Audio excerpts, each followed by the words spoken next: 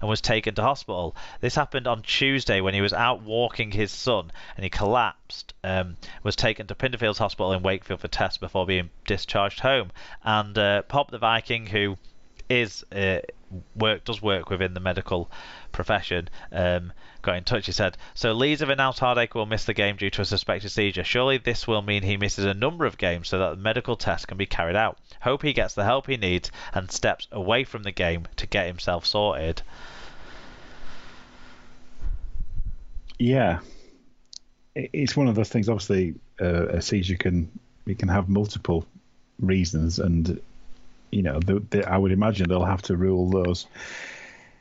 They'll have to rule things out and rule things in before he can play again, I would guess. You would hope that they take all the sort of precautions they need, because Hardacre's had a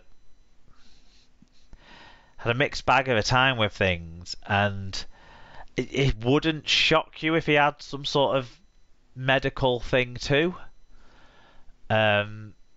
Just because it kind of feels like there's more to be written in the Zach Hardacre story, but it might not all be glorious. And hopefully he does take the time out. I think Wigan were kind of feeling like maybe he needed time away rather than jumping straight into another team. I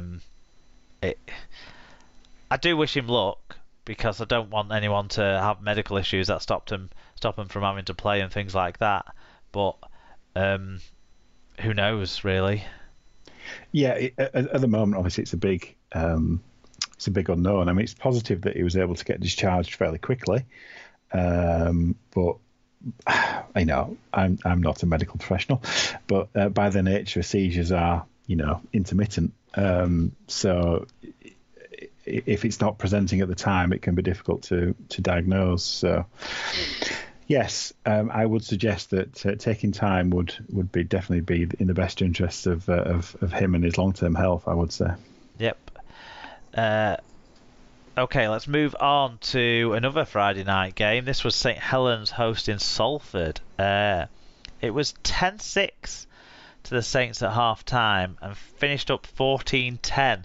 Much closer than a lot of people would have expected. Certainly most of the 10,988 in attendance would have been expecting before the game. Chris Kendall was the referee. I've heard from spotting on Facebook groups and stuff that Saints fans hated him because they don't know the rules. Jack Wellesby delayed a restart by kicking the ball into the stands after it had already bounced outside of the field of play, preventing the opportunity for a quick restart, and he was given a sin bin for it. And if they'd have watched the Channel 4 game recently, where was it on Channel 4? Wigan Wakefield, yeah, where Cleppy Tanganoa did something similar. And if they'd have watched games for the last 4 or 5 years where players have been sin bin for something similar, they would have known the rules. But instead, Chris Kendall's biased and bent and shit. Oh yeah, we'll get to that. But we don't know that he didn't have a bad game in other ways, but certainly on that charge, it needs discounting. Salford made more metres than St Helens. That doesn't happen a lot when St Helens put the adults out. They also made 6 breaks to 1 and had 1 error fewer, plus conceded fewer penalties and had a 2.2% better team tackle success rate. So by the stats, it's a real surprise that they didn't outscore Saints in this game and win this game. So you have to give credit to St Helens' resolve against a team that had way better stats. For St Helens, Joe Batchelor had 44 tackles and 101 metres. Alex Walmsley, 6 tackle busts and 120 metres, doing Alex Walmsley things. And Mark Percival with 107 metres and a clothesline. For Salford, Callum Watkins, 53 tackles, 16 of which were from marker. Dion Cross with 154 metres. Chris Atkin with 134 metres, just needed a few more. Yeah, 6 more metres would have been magic, wouldn't it? And Matty Costello with a try and 113 metres. He'll have enjoyed that try, no doubt. St David said this was bloody hard going. Moving Wellesby to 6 lasted only a few minutes until Hopper the Biscuit got another knock and had to go to centre. We then lost J-Lo to what could be a season-ending injury. More on that in a bit. I think we'll talk about the injuries. Add to that Kendall having, shall we say, a quirky game, simbinning and penalising everything that moved. Awful to watch. If Wolf manages to win anything without halfbacks, he can have the town hall clock. Onwards. Yeah, it's not the first time that you'll have won something without any halfbacks, but it helps if the opposition. I was very much 12. reminded of that when I read that myself. Yeah, indeed. Mike Webb 58 says very good performance from Salford, very similar to the game with Wigan, but low scoring because Saints don't have J-Field and they can defend. Unfortunately, with the Lomax injury, Wolf Ball 4 may have to revert to an effective but dull approach. The semi-final is now a big chance for Wigan. Certainly might need a change of approach from Saints. So Wolf said that Hopewati and Lomax were both going to be sent for scans to discover the severity of their injuries. He's updated that Hopewati will be out of recurrence of that hamstring injury that kept him out for a month or so, for about 3 weeks before this game, I think, as well.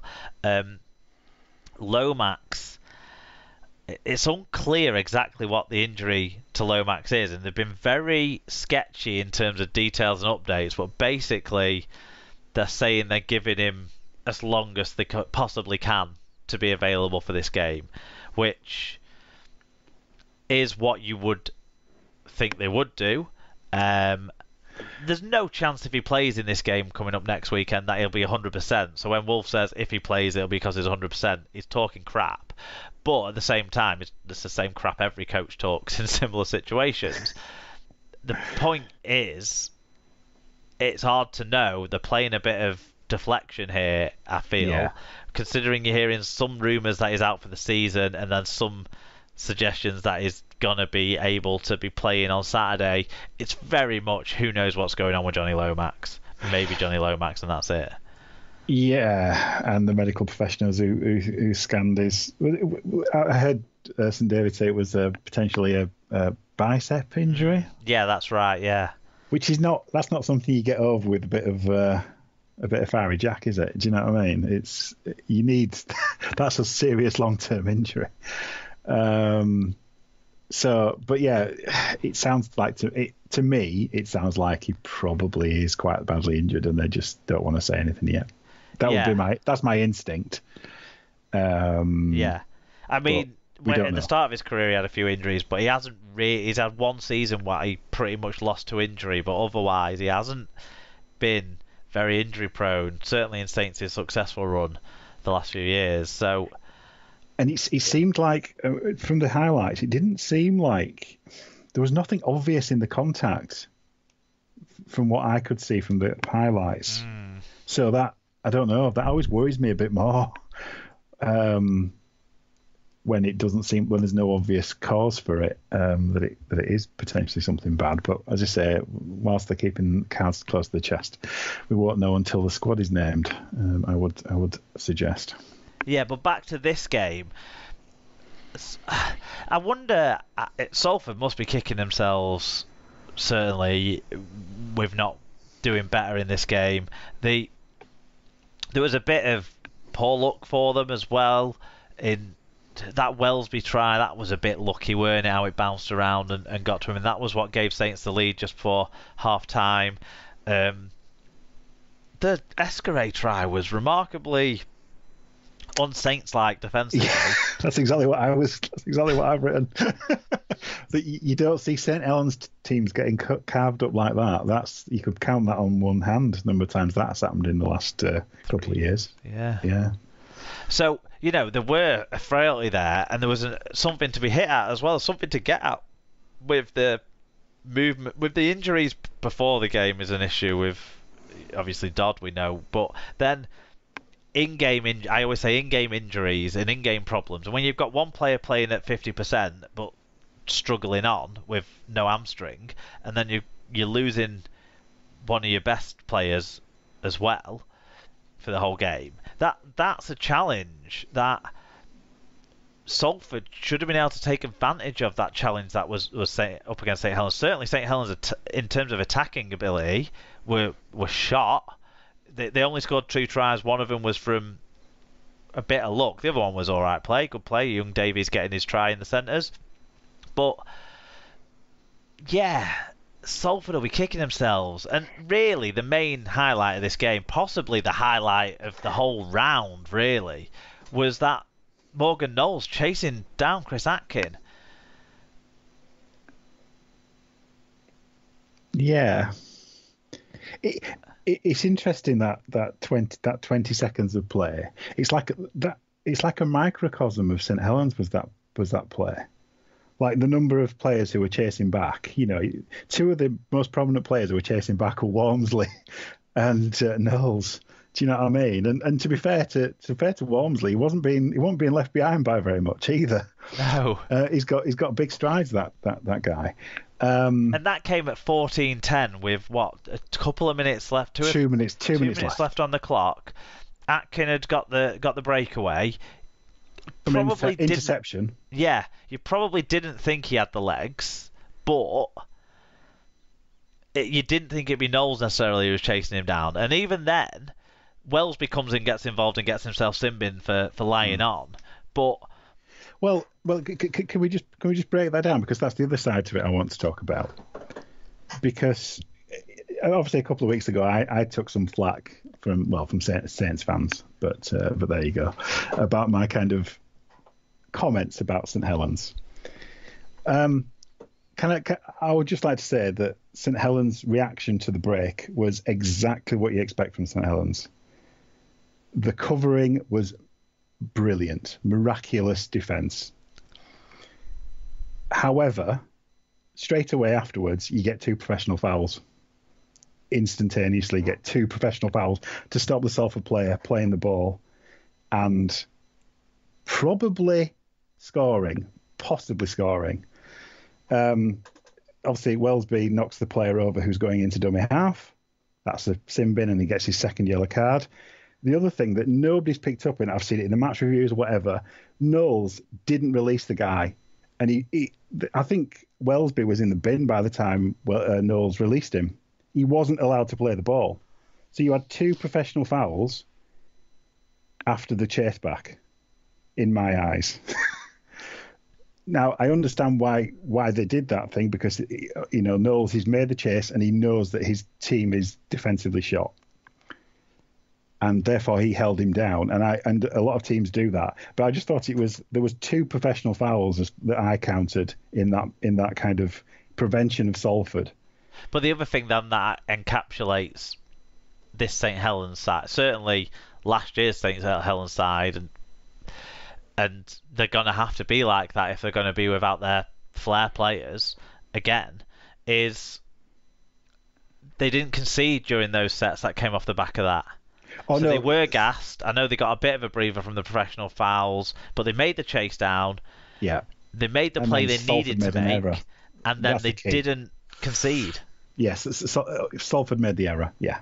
This was the thing. Like, obviously they were down to 12, and the reason you do a professional foul at that point is because you're betting on your defensive effort being strong enough to hold out Salford. That's what they were, Well, it's why they've given away penalties consistently in their own 10 metres since the Kieran Cunningham days, because they know that they're fitter than other sides. Exactly. So they can get through that period of defending extra tackles, and you have to break them down. And if they're organised, you can't break them down, and there's no side that's better defensively organised than Christian Wolf's St Helens side.